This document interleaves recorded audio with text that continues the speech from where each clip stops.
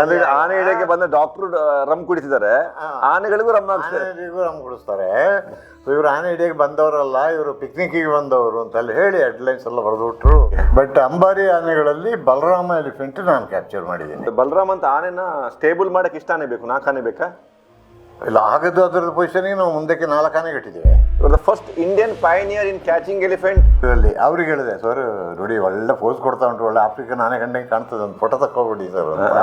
ಈ ತ್ರಿವಿಧ ಕ್ಯಾಮರಾ ಹಾಕು, ನಿನಗೆ ತಲೆಗೆಟ್ಟೋಗಿದ್ಯಾ, ನಮಗೆ 8 ಮಕ್ಕಳು ಉಂಟು, ನೀನು ಹುಡುಗ, ನೀನು ತಮಾಷೆ ಆಡ್ತಿದ್ಯಾ ಅಂತ. ಹಾಗಾದ್ರೆ ಇನ್ನೇನು ಮಾಡೋಕ್ಕಾಗಲ್ಲ ಸರ್, 2 ಗುಂಡು ತಕೊಂಡು ತಿರುಗಿ ನಿಂತಿದೆ. ಇನ್ನೀಗ ಅದನ್ನ ಇನ್ನೂ ನಾವು ಒಂದೆಲ್ಲ ಹೊಡೆದು ಸಾಯಿಸ್ಬೇಕು, ಇಲ್ಲ ಅಂದರೆ ಟ್ರ್ಯಾಂಕ್ಯುಲೈಸ್ ಮಾಡಬೇಕು, 2ರಲ್ಲಿ 1. ಈಗ ಬಂದು ಮನೇಲಿ ಈ ಗೋಡೆ ಹೊಡೆದ್ರೆ ಒಳಗೆ ನುಗ್ಗಿ ಆ ರೂಮಲ್ಲಿ ಯಾರೆಲ್ಲ ಸಿಕ್ಕಿದ್ರೆ ಅಲ್ಲಿ ಅವ್ರನ್ನ ಕೊಲ್ಲೋದು. ಸುಮಾರು ಡೆತ್ ಆಗಿದೆ.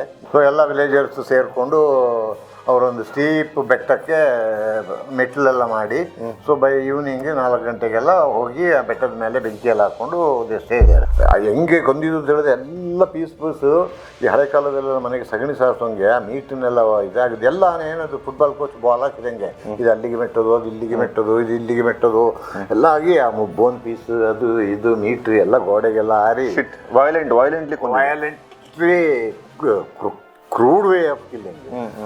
ಮೀಟ್ನೆಲ್ಲ ಹಿಂಗೆ ಸಾಗಿಸಿ ನೆಲಕ್ಕೆಲ್ಲ ಉಜ್ಜಿ, ಏನೋ ಆ ಮನೇಲಿ ಇದ್ದವ್ರಿಗೆ ಗೊತ್ತಾಗಬೇಕಿತ್ತು ಅವ ಸತ್ತಿದ್ದೇನೆ ಅಂತ.